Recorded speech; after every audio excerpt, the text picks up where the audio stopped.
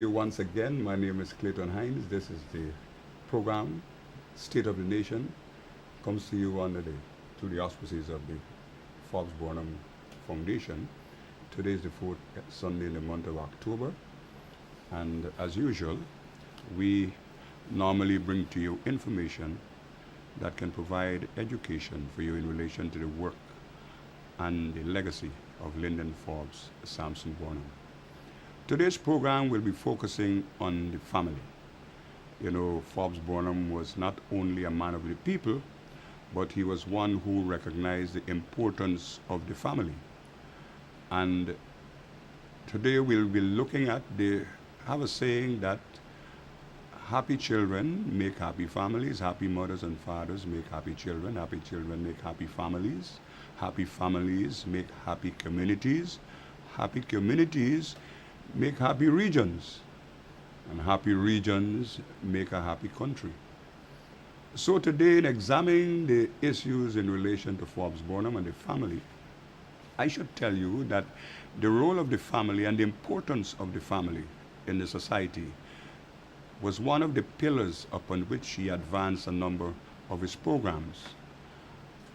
And to provide us with data, information as to what role the family needs to play in relation to the work of Lyndon Forbes Sampson Burnham, we will be talking with one of the commissioners on the National Commission of the Family, Mr. Daniel Thomas, who has just walked into the studio, and he spoke with me last evening and said today's discussion will be one of great interest. But we will not only be talking about Forbes Burnham and the family, we will be allowing you, our viewers, to call in and possibly to discuss with us, because the National Commission of the Family seek ideas, proposals, recommendations that could facilitate their work in addressing the importance of proper functioning family units in the society and in a wider sense in the country. In the circumstance, I would like to take this opportunity to welcome and invite my good friend, Daniel Thomas, who is here in the studio right now, to introduce himself to the country at large, and let us go right into our discussion. I should tell you also that the work of the foundation continues our last symposium on education, and I promise you that the submission, the papers that were presented at that symposium, Perspective in Education, I promise you that we would have looked at that, say, today. But because of the importance of the family and unit and the program that the National Commission of the Family is involved in, I figure that we should talk about Forbes Burnham and family units, the importance of family. In fact, much of his policies address those issues that had to do with the family.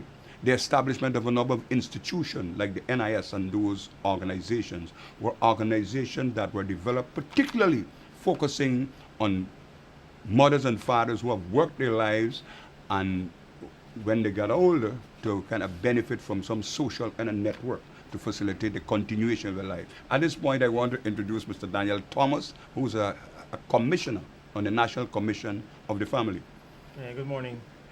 We will be discussing today the role, functioning of proper families in the society. Daniel, I know you have been part of this National Commission for a number of years, and you have had the experience.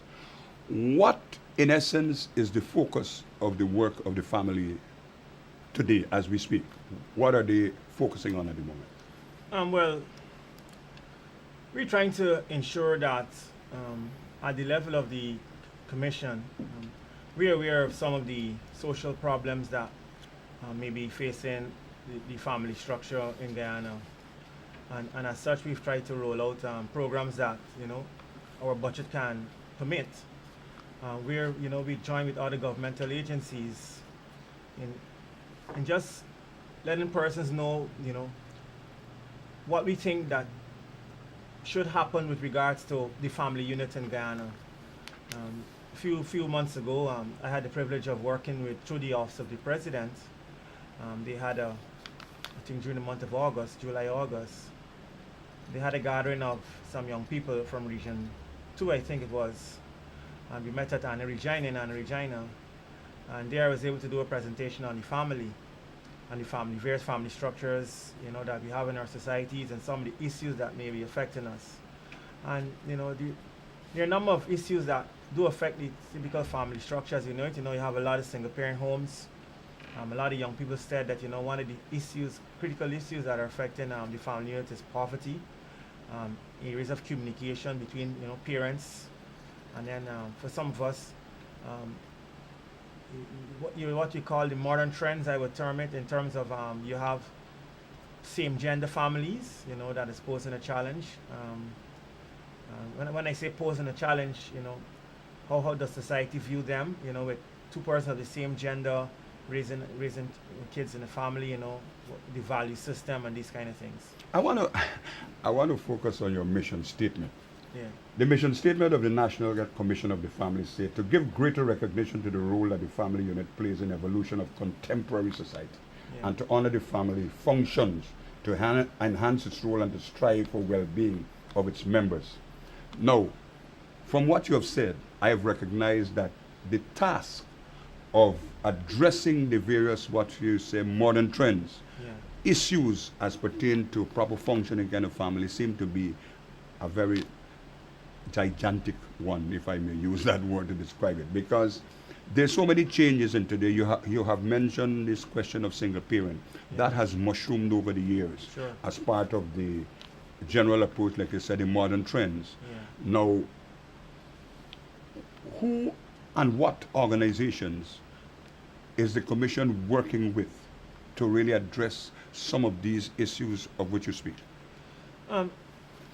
We've extended invitations to whenever we have a symposium or a seminar, whether it's be the Ghana Police Force or the other commissions within the Ministry of Social Protection, we've worked in close partnership with them in terms of what we try to do. We've had a symposium at the National Library, and we did invite the various agencies within the Ministry of Social Protection. So it's not to say that we just target one individual, but our work has been widespread, as I mentioned, as much as our budget would permit us to deal with. But the important thing is, though, that we've tried to raise our awareness as a commission in our sphere of work, and I think we've tried our best. So I want to focus a little bit on gender violence, sure. early, what you call teenage pregnancy, and what you describe as a modern trend, where there has been a lot of misconception in relation to this idea of same-gender family. That is a new development. And only recently, I can say without fear of contradiction, there is a recognition in the society that the family unit that creates the society is being challenged. What would be your response to that? Well, the thing about it is that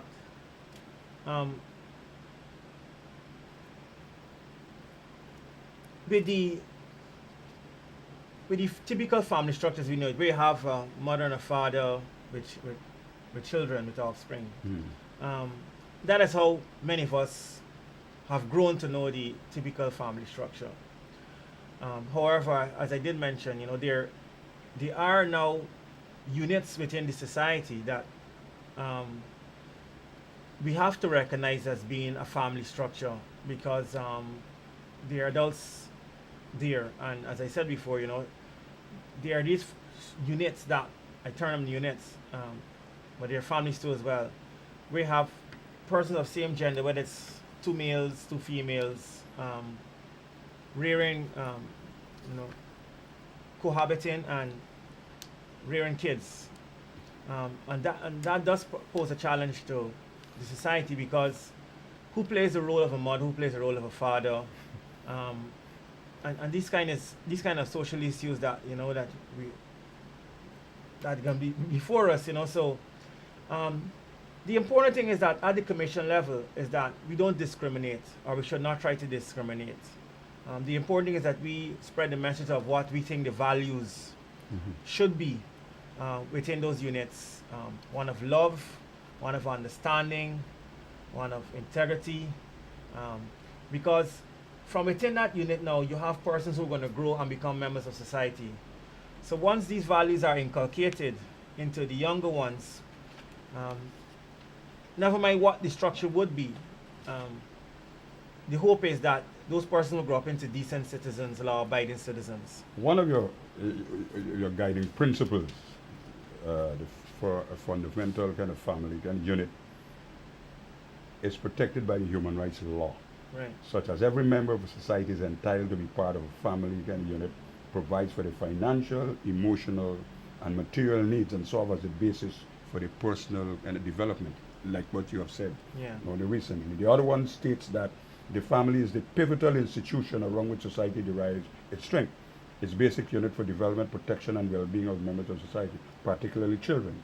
Policies regarding the family should seek to promote an image of stable families, avoiding any discrimination, assistance, and must be extended to all families, whatever their composition or condition. Now, these are guiding principles according to the statement of the Commission of the Family.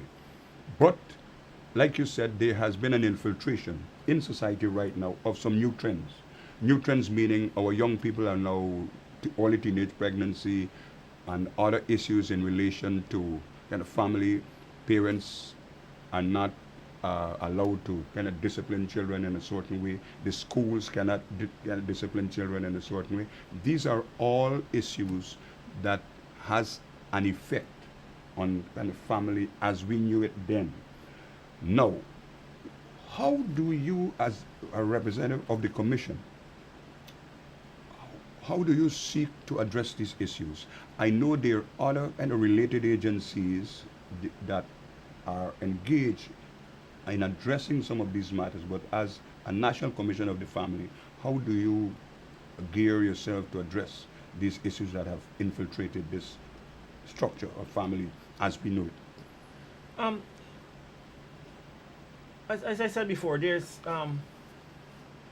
you just mentioned the role of the United Nations in the recognition of the family unit, and what we try to do as a commission is to ensure that there's some amount of social cohesion within the society, and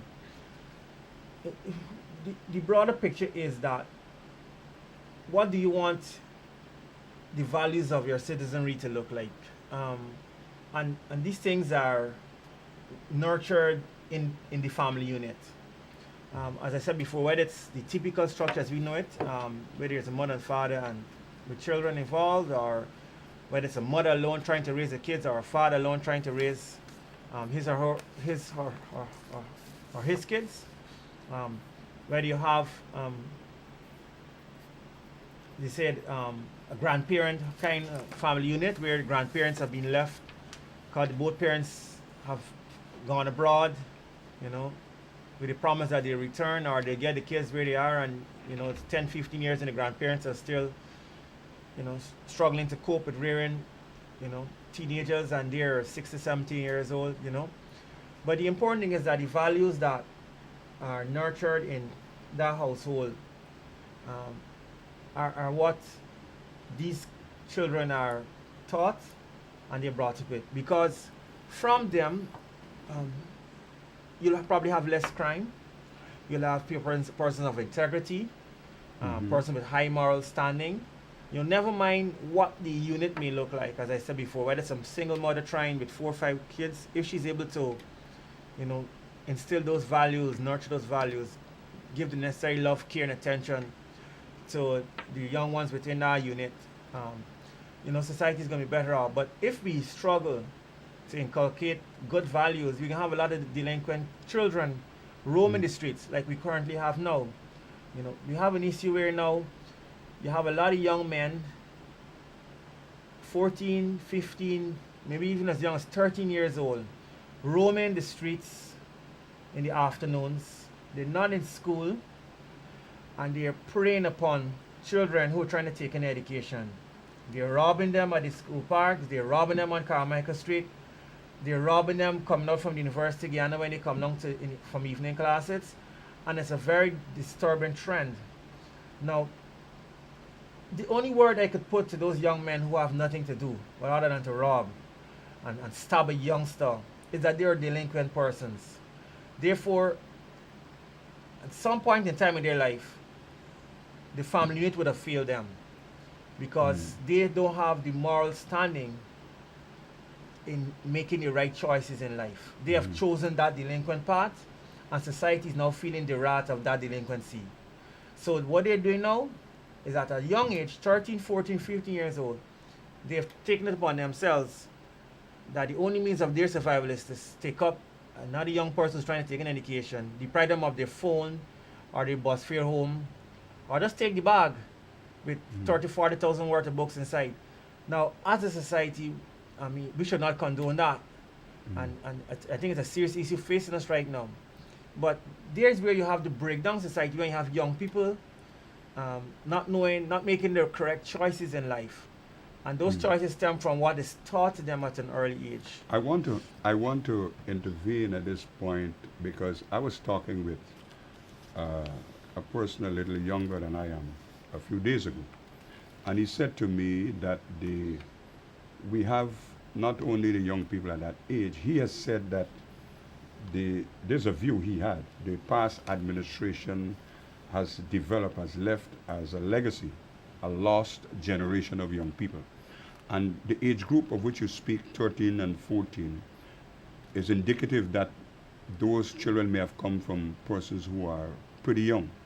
And as a result, but the necessary guidance, training, and admonitions were not there in their early life. And so as a result of the absence of programs to address the needs of youth, young people, were not there in their lives very early, so they have gravitated to this undesirable approach in terms of addressing their needs. I tend to share closeness with what you said because, like I said, I've seen a pronouncement, a pronounced level of actions of that type. What role is the National Commission of the Family and the Rights of the Child and the Commission? How do they address this issue of young people and family? Right. One of the problems I can share with the public that I know that we've undertaken is that some of our commissioners have gone out into the school system.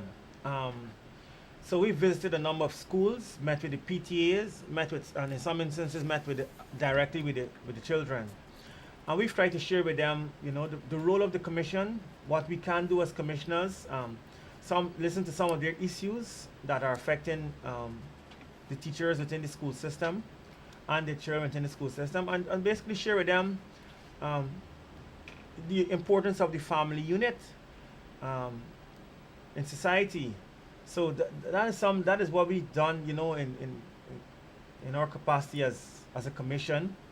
And we've, as I said before, where finances permit or where time permits, these are some of the programs that we've initiated and we've tried to maintain over the years, headed by Mr. Sandra Hooper. So the school program is one where we've visited. We've also done seminars. We've gone out into the regions and we've met and we've talked. I myself, as I said before, went to Anna Regina and met with about 80 young people, discussed the role of the family, some of the issues facing the family, and what could be done to strengthen the family unit in Guyana. So we've done those things at our level as commissioners and as a commission. I want to tell our viewers that the lines will be open in 5 minutes because we're discussing a very important topic, the family unit in society, its role, some of the problems that the family face. And I have with me in the studio Mr. Daniel Thomas, one of the commissioners. I myself am a member of the National Commission. And like he said, we have been meeting with children in the various schools around the country to address this issue of the role of the family and what children or young people need to do in terms of improving and enhancing their life. Now, we have looked at the relationship that you had with other social organizations that relate under the Ministry of Social Protection, like the Rights of the Child. And we are also working with the Responsible Parent Association. They happen to be a social organization too that are involved. They're also involved in this work that the National Commission of the Family is doing. But the issue that I want to address as well for today is this question of violence as well, which is part of the responsibility of the Family Commission as well, gender violence. Yeah. Now, over the years, there has been an increase in what I can describe as violence against not only women but men as well in relation in the family kind unit. And obviously this has an impact on our young people, our children. And what, in your view, because I know you have been going around meeting with the schools, talking to young people, I know the Responsible Parenthood Association, the Rights of the Child and the Commission, all these social organizations have been addressing this issue of gender violence to the point where there has been a national kind of position being taken in relation to what needs to be done, and there's a lot of work on the ground going on. Now, as a national kind of commission, how do you see the commission as well in relation to these other social groupings formulating a policy that can address this issue that affects not only men or the women? Some of the women has been murdered, some of other men has been seriously kind of damaged as a result of these issues. What in your view you think has given rise to this level of gender violence in our society?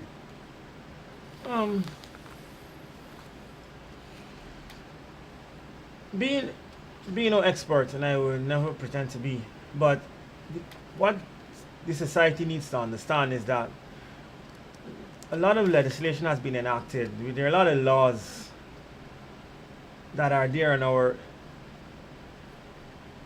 that protects society from gender-based violence and violence in gender, and violence in general, whether it be domestic violence, domestic abuse.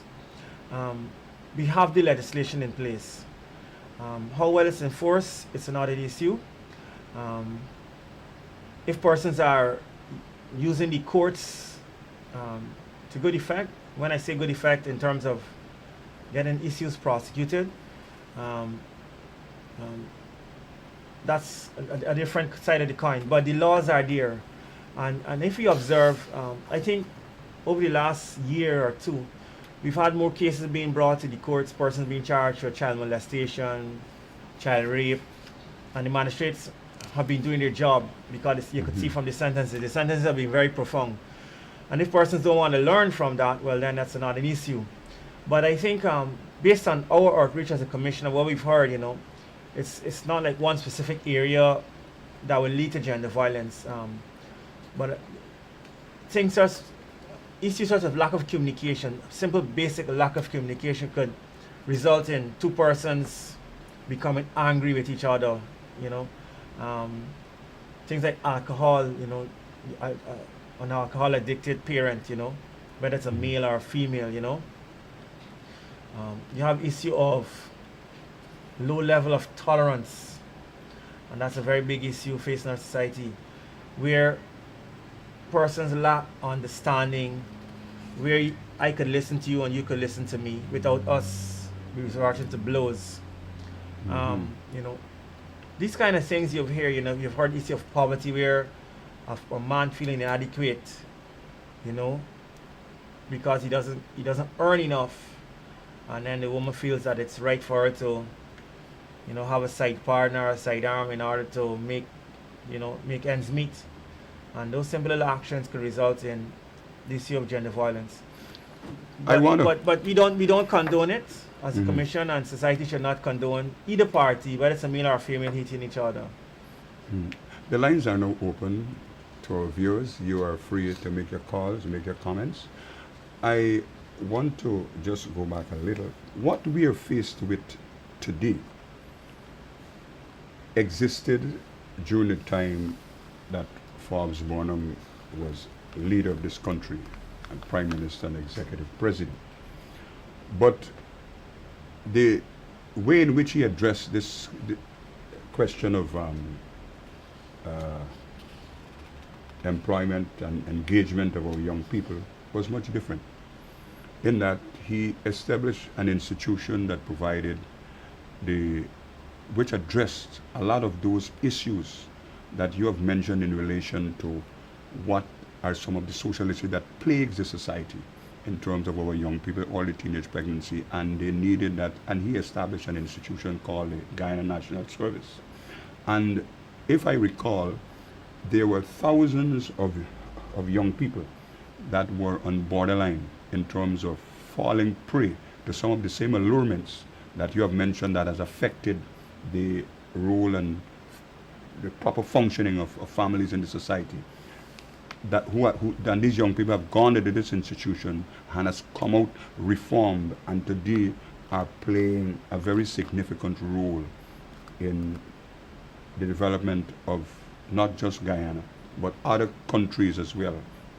And you have said that presently we have an age group, 13, 14, 15, 16, that are engaged in some very questionable behavior.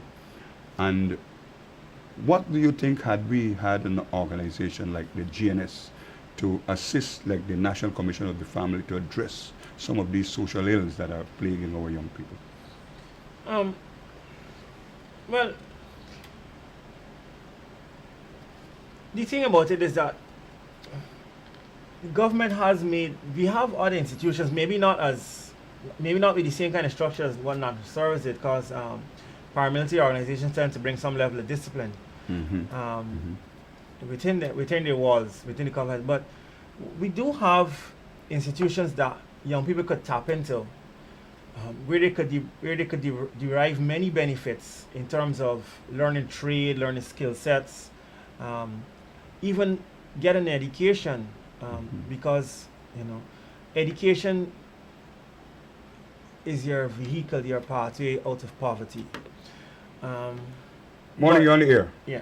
Good morning to you, Mr. Hines, and to the young man standing, sitting next to you. Good morning. I was not able to hear from the beginning, but from what I've heard, I can compliment him, which is not always on the board of my own term, but he has displayed some good initiatives and some spiritual strength. One thing you must remember, young man, you cannot completely eradicate what's going on. Yes. But you need to concentrate more on youth, like from nursery. Don't ever try to think you can change the adults. You have to work with the youth. Yes, I agree with you. You have to get more into the communities. Workshops don't make much sense. You have to get more into the communities, meet people in the communities, organize, get people, and go house to house in the communities to speak with the children together with the parents. It will work to some extent. The National Commission of the Family, just give me a minute. Also, the late Forbes Burnham. Yes. Different. He was exceptional. He was a visionary. He was genuine. Yes, I lived and grew up in his presence until I was around age 25, and I had to leave this country because I did not want to tell him what was going on with me. I like to solve my own problems. You understand? Yes. But he was the best, and he had the power and he had the spiritual control to tackle sorts of things that no one else has proven. We now need a female president, and I have two women in mind. Okay, thank you very much for listening. I like your comment. Thank you very much for that call. I want to say to you that the National Commission of the Family, they are going out in the communities, but like Mr. Thomas has mentioned, we can only conduct these activities as far as our budget permits. And while I share closeness to the idea you have expressed, which is one of the issues I always raise at the level of the Commission, there are many things that we can do in terms of addressing these issues, but we have to get a kind of finance that we can address these matters. Morning, you're on the air. I missed that one. Yes, you were making a point just before I took that call. Yeah, well, No, I was speaking to the institutions that are out there that young people can tap into. Mm-hmm. And I mean, you have the Christian Labor College and you have the adult education institution. I think there's also the Board of Kurukuru, Industrial Training. the Board of Industrial Training. You also have the Kurukuru College. So I don't believe that we must make an excuse for everything. As I said before, yes, national service did serve its purpose.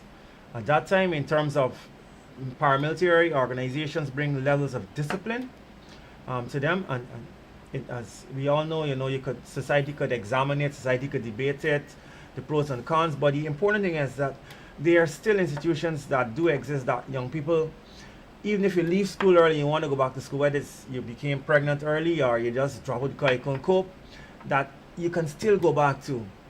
But maybe it requires an adult saying, here, I think I need to take you to this place, and actually take them, get them enrolled, and then encourage them. I think what we need is in certain communities in the country, we need to have back. I think that's something that's really, really needed.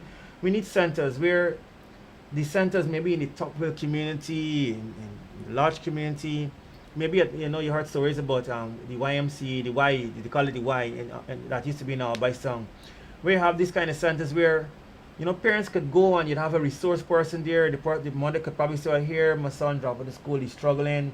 What do you think we could do? Could we send him here? We probably need those kinds of active centers in those kind of communities. Whether Farfit Harmony is a big housing scheme. No, maybe yeah. we need 2 centers there, social centers where persons can go, parents can go, even dropouts can go and say, well, here I dropped out of school, I didn't finish, I stopped at 3rd form. What can I do next? And that center could say, well, here you can go to X, Y place, you could go to Z place, We think you could be able to do this. There's some evening classes here. I don't think we should, make an excuse for everything, because there's still those centers out there that persons could tap into. But I think we just need to point the children, the kids in those directions. I want to highlight a point you made earlier. One of the major issues that are affecting the proper functioning of the family in Guyana and maybe in the region is that of kind of poverty. Poverty seems to have some impact on the way the family functions and the way things work out for the family. I know on the horizon there have been talk on oil in Guyana, and we will be having an oil economy very soon. And I am hoping, as a member of the Commission, that these issues that you have raised, including this question of the alleviation of poverty in Guyana, will be addressed, taking into account those same mushrooming factors that have come on board in relation to the workings of the family. The other issue that the society has been very vocal on, and the churches have also been looking at that. Some members of the society feels that this new kind of development of what you call the pride movement, for some persons in the religious kind of community, they regard it as satanic. For some persons in society that have been part of this whole dispensation, is saying is a reprehensible act of if government should allow these things to develop and really take hold. How, as a commissioner, what does the commission perhaps how do they hope to address this issue that has been very central to the discussions in the communities recently? I understand they had a march sometime. Those issues, what you call this gay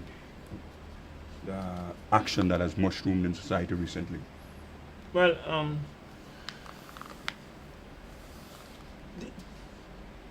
the thing about it, Clayton, is that you have to have some level for everything where tolerance is concerned in society.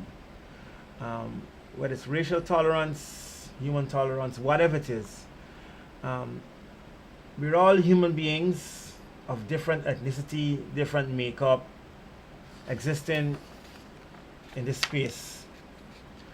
And you don't want society to ever reach levels where I want to do you something based on how you look.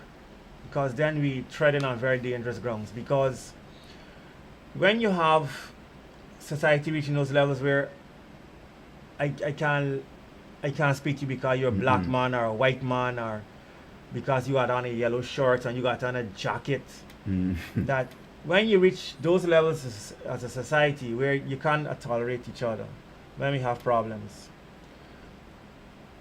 these people have rights. They do have human rights. And as a society, as a commission, we don't represent a religious sect or a religious movement. We are not. We come under the Ministry of Social Cohesion, and I think you could let the listeners know what the Ministry of Social Cohesion is all about. When you have a Ministry of Social Cohesion, it's inclusive of everyone, regardless of ethnicity, gender biasness, gender whatever, religious background, everything. Everybody's inclusive. What our role as a commission of the family is to ensure that whatever happens is that there are certain values that we expect a citizen to grow with, or certain values to exist within the family unit. It doesn't matter if the family is 2 males or 2 females, or it's a grandparent or whatever. We have our mission is to ensure that the family structure has certain values being promoted within them, taught and within them, certain and ethics. dispense certain ethics. Right. So, yes, the religious organizations, some pastors, some religious bodies would not be so tolerant to these kind of persons and their behavior. I would not judge. That is for them to do. But all I'm saying as a citizen of this country, that we must have some level of tolerance to each other, because I think that's key.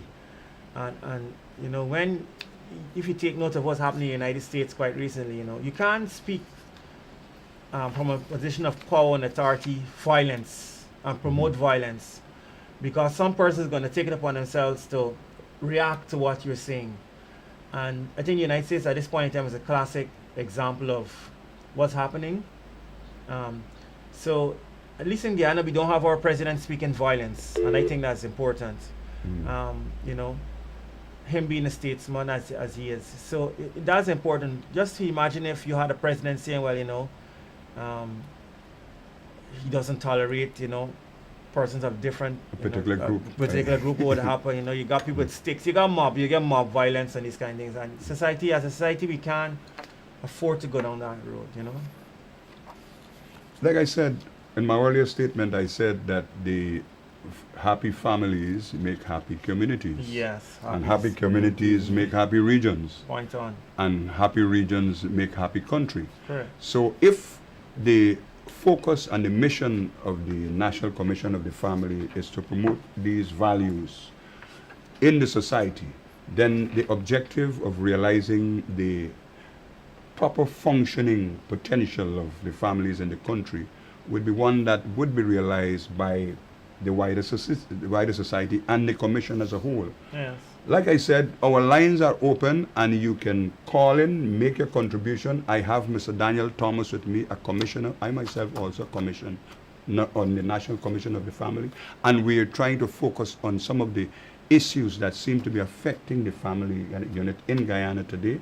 We know the importance of the family structure and what needs to happen. But like I said, over the years, there has been some social issues that have mushroomed in the structure that seems to be affecting the proper functioning of the families and society at large, particularly as it relates to our young people. Various concepts and theories have been put forward in relation to what is responsible for the current state of affairs. Some persons have blamed it on education. Some persons have said as a result of the last administration has destroyed a generation of our young people. Some people have said that is as a result of these various concepts that have been adopted from the Western societies that are now penetrating the the cultural mix in Guyana. These are all theories that have been put forward.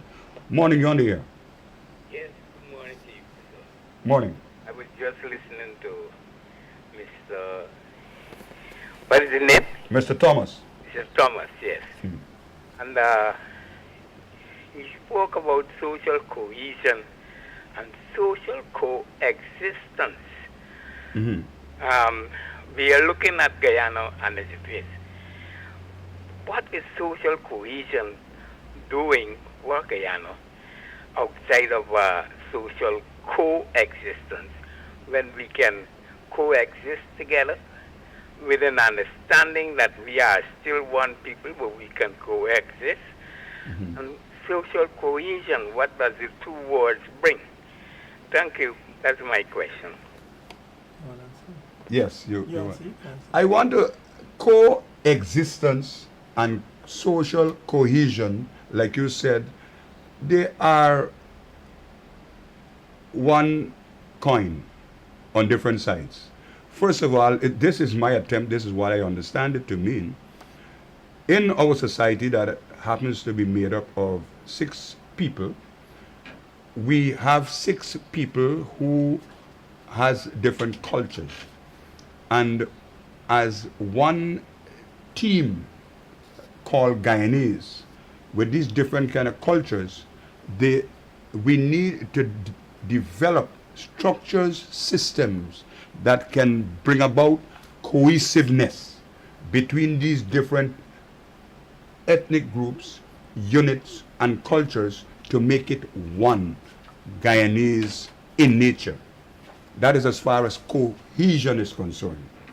Where coexistence is concerned is one where each individual grouping can coexist in one space but not cohesive. We just appreciate the difference of each other in relation to, we just accept that we coexist in a society. And that is what I understand from the two kind of concepts, one of being cohesive and one of being coexisting. Yeah. Maybe, I don't know if you want to. No, I think you tried to explain it there to the viewer. We could coexist in society. You have your space, I have my space. We may just exchange pleasantries. Good morning, good afternoon. And I have cohesion where we can integrate. You bring together and to we make bring one. together, right? Similar to like what you would see on Pagwa Day, where you have Guyanese of all descent and ethnicity playing Pagwa. That's what you call, to me, that's what you call social cohesion. Mhm. Because it's a knitting, there's an integration of members of society appreciating and respecting each other's norms, values, And cultures, participating. and participating. You know, I mean, I can be a Muslim, you can be a Christian, and I could observe your holidays. And that's the beautiful thing of Guyana, at least, and I feel proud as a Guyanese because of that. All religious denominations, major denomination, have their religious festivals and holidays and cultures, and we all appreciate each other and we all participate in it. Whether it's Diwali, whether the Muslims at Eid al-Fitr or Yom Nabi, the Christians at Easter time with kite flying, where the whole of Guyana And flies Christmas. kite, and Christmas. Mhm. You know, there's where you have the social cohesion. You know, we play cricket together. You know, you have Indians and Chinese and Jonathan Fu and Burnham and the same cricket team. That's social cohesion. Because when you're part of that team, you share meals together, you share rooms together, and you never mind, you know, you have your differences, there's still cohesion there. And I think that's what we need to understand as society. And in order to appreciate that, you have to have tolerance for each other, as I was saying earlier. You have to have tolerance because we're not of the same womb, you know. We come from different backgrounds, you know, we taught it differently. But the Ministry of Social Cohesion and Social Cohesion says that, you know, there's no place to certain language. There's no place for somebody to call each other racial and derogatory terms. That would not exist in a society where there's social cohesion. Morning, you're there. Yes, but thank you very much for explaining it correctly and articulately. articulating it, both you and Mr. Hines. Yeah. But Mr. Hines, you know that in our times we were coexisting and we had social cohesion. It is a fact.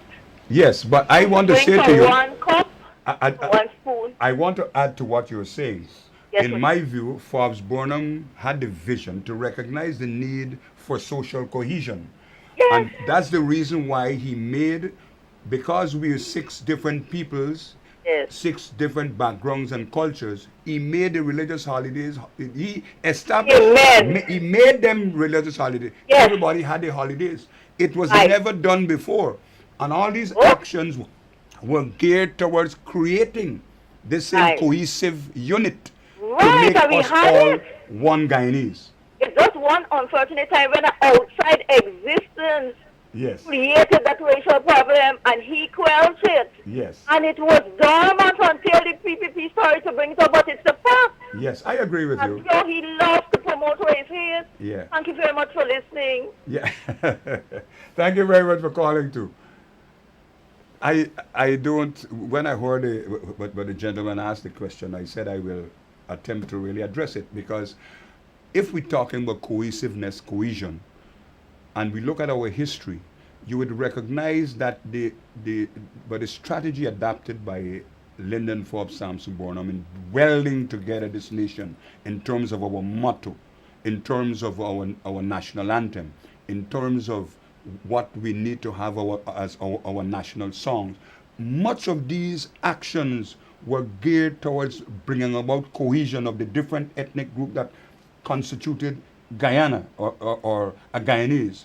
And what is happening now is just that our current Ghana president has taken it a little further down the road and has established what is now a Ministry of Social Cohesion, which is geared towards bringing about a realization of these different backgrounds, cultures, practices, and so on, and make them into one, referred to as Guyanese. Yeah. We back on our family. let me. Yeah. I want to quickly. Morning, you're on the air. Morning, sir. Good morning. Hello. My greatest concern is that when I was going to school, the teachers used to have whips and bring us in line. Yes. And they used to sit the plenty parents at home who are single parents, Uh-huh. right? And I think they should bring back the whip in the school again. You got total disrespect to the teachers. No, when teachers can't talk to the children. Mm-hmm. And I think that the government should allow the teachers to have the whip back in school. I went through it, you went through it, Yeah. and the other guy went through it. Yes, I know. We were very respectful to people in the society and our teachers. Thank you very much. I understand what the caller is saying. That what he's saying, that there's a need for the society, state, ministry, whatever, to address once again this concept of corporal punishment is what he's speaking about in the school system. Now I can tell you that personally, this is my personal view, I'm a believer. I'm a believer in discipline as far as the whip is concerned, as far as children are concerned. Because if we allow ourselves to go down the path of allowing children to dictate terms and so on within family structure, especially where there are single parent family structures, we will be courting disaster for as far as discipline, respect, and integrity, and all those things will be challenged as a result of. But when we were young, I remember particularly, my father or mother didn't even have to beat me. One look, they only had to look at you with a certain eye, and you got the message very clear. Yep. What would be the next step? These are all issues that, no, I missed the one. Yeah, these are issues which the caller is addressing. And I know you have mentioned this whole question of single parent. That is a critical area of the family structure in this society. And I am hoping that we as a commission, the National Commission of the Family, will begin to look and see what measures and what programs can be put in place so that we can try to arrest these issues that has spin off to affect children in the society? Yeah, sure. I know that there are programs that the government has introduced in terms of addressing this question of unemployment of our youths. Like I said, there's a theory going around where they said that the past administration have destroyed a generation of young people as a result of its policies as far as education and social programs for their upliftment. Even simple life skills for our young people now has to be taught at various institutions. But when we were young, those things you used to learn them in the school. Yeah. You used to learn them at home. Your mother used to make sure that you knew how to cook. You knew how to do certain things in the house. You knew how to relate to old folks. You need to know how to talk to them. You need to know how to dress. If you're going to church, you can't go to church with your pants down on your BT. That wouldn't make you cannot even leave the house. You cannot go to church if you don't have a shoe. In the country area, people go to church without even a shoe. But all they do, they used to put your oil. It was coconut oil in those days. Rub your feet with some coconut oil and you go on to church. I'm saying that there were strict rules governing behavior of children as it relates to parents. And I think that you have said it aptly, that there has been things that have mushroomed, which we refer to as modern time issues that seem to be plaguing the kind of family, kind of unit. And the task to really address these issues is a very difficult one. Yeah. I'm hoping that the collaborator, we did talk about how does the National Commission relate with the what they call the family, or the early, oh gosh, I don't remember the rights of it's not the rights of the family, the responsible parenthood. That's the one I'm trying to get. The Responsible Parenthood Association.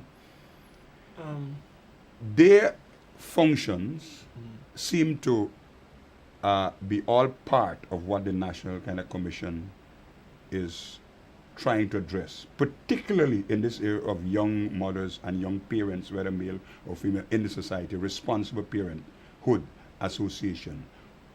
What is the relationship between the two organizations?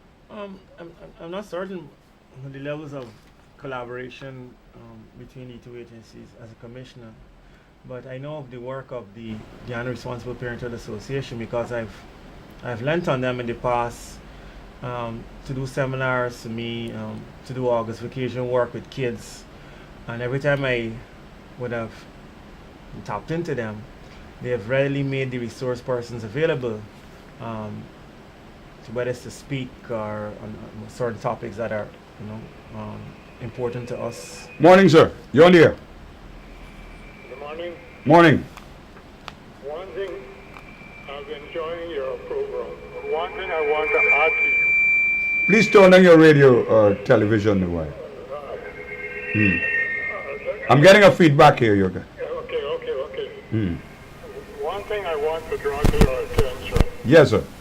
is that you have 13-year, 14-year, 15-year smoking the drugs, abusing their parents. Turn down a little more. Gotta go outside. Abusing their parents. Parents scold them, and when the parents finish talking to them, they gone in the drug yard. The drug leader give them another instruction by feeding them with this drug. Could you please some attention to that? Okay. I'm glad you've raised the question of the use of illicit drugs. Thank you for calling. Over to you, Daniel. That is one of the areas that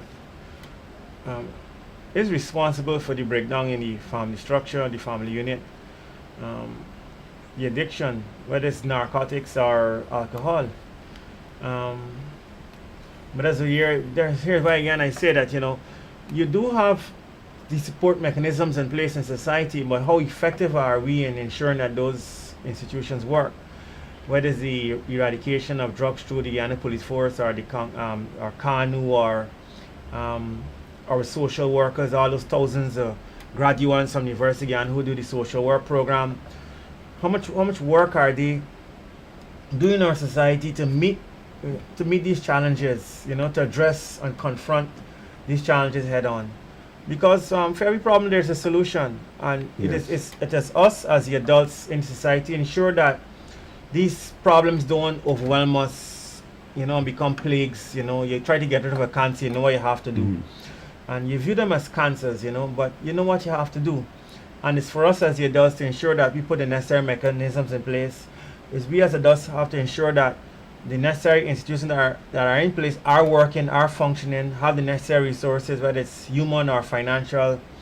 And that's the critical so part. The financial resource Yeah, to so address these issues. we have to ensure that we do our part. We, as one former president said, where all the drug yards are.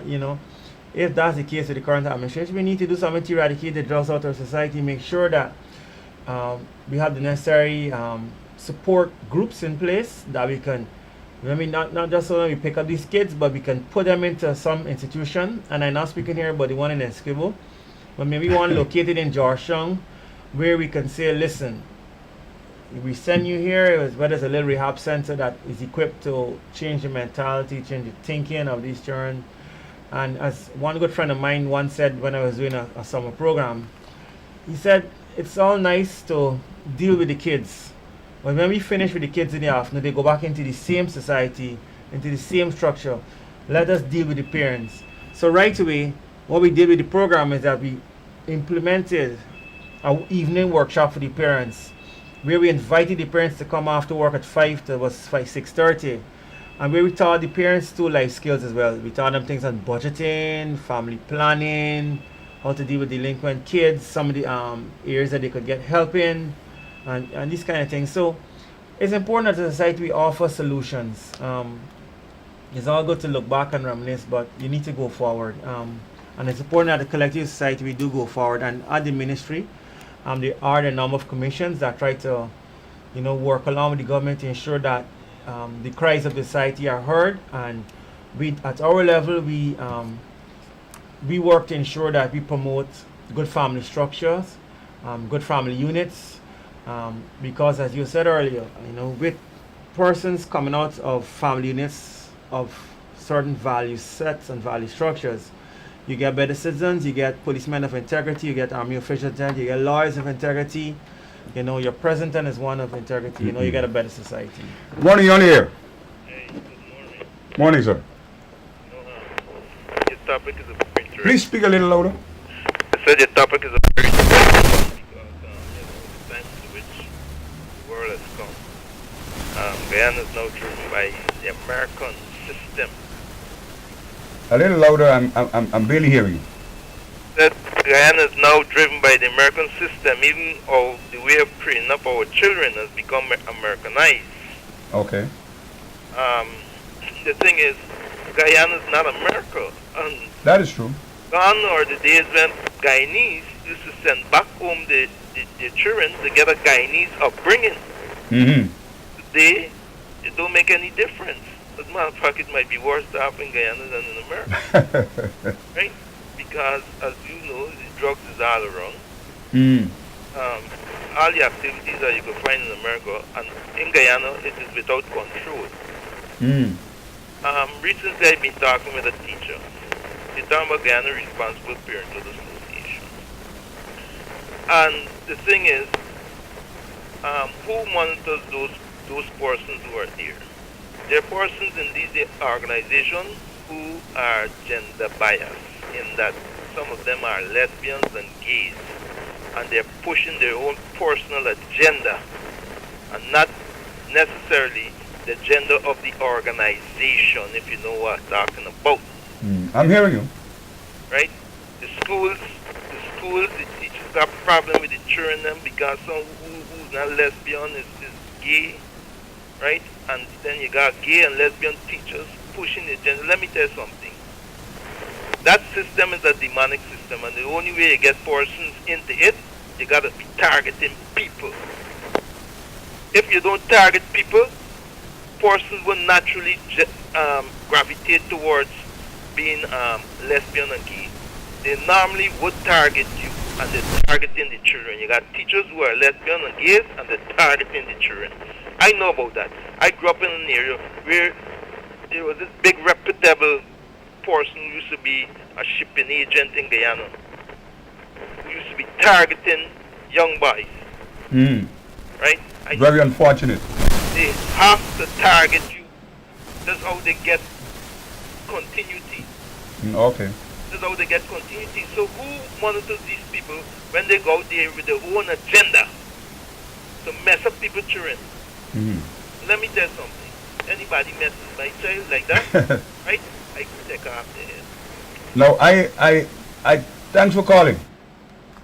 I think the National Commission of the Family, what we're trying to do through these programs is to promote activities that we have been doing in relation to making sure the family function in a certain way in the society. But you're claiming that there are persons in other organizations that are kind of promoting these kind of undesirable behavioral kind of pattern to our children. I'm saying that if that is so, that is very unfortunate. And I want to thank all our contributors to today's program. We have come to the end of today's program.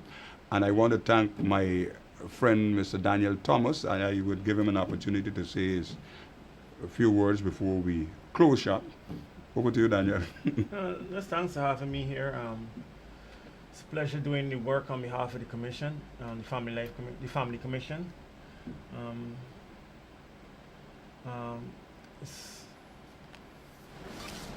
Everything stems from the family unit, and as a parent and as a husband and father, it's important that I too set the example, for others to see. And I think that only that we can do as members of society, where we have the opportunity to set the example, we need to set the example.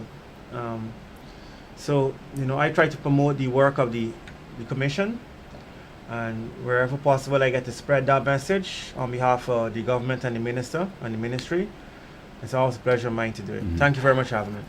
I want to say to our viewers, that has brought us to the end of today's program. Today's program has been made possible through the kind courtesy of the Forbes Burnham Foundation. I've been your host over the past 12 years conducting this program.